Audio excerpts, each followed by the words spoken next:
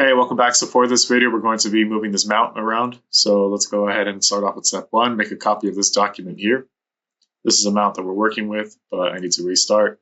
So go ahead and click on make a copy to edit, save it wherever. So for step one, we're just going to create a new tab called Mount Assembly. So go ahead and click this plus sign and create assembly. And rename, once again, Mount Assembly. So right click, rename, Mount Assembly. For step three, we're inserting this part.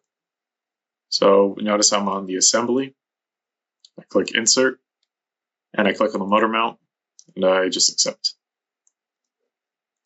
So go ahead and rotate this to the bottom, double click this ring right here.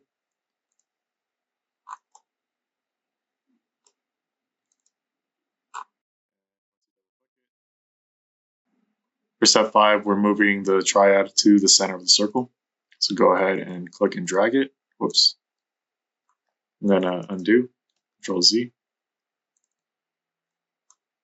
And I'm placing it right at the center.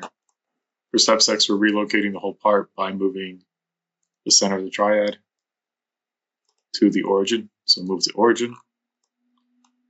So now our object is looking like this. For step seven, we're just flipping this over. So right click on this Z axis, or this arrow pointing on the Z axis, and click anti-align with Z. So we just flip the object over. For step eight, we're just verifying that this is the correct orientation. Notice the front view and this angle. So here we are, that's our front view. This is now our front view. So we're fixing this object. So right click, click fix, and now we can't move it anymore. Step 10, we're just checking our work. So go ahead and select your mass properties tool, select this object, and now we're using our Z axis to check if our work is correct. So go ahead and go to the next tab, begin self-check, and our work should be good here. All right, thanks for watching. Stay awesome. Try out the other videos.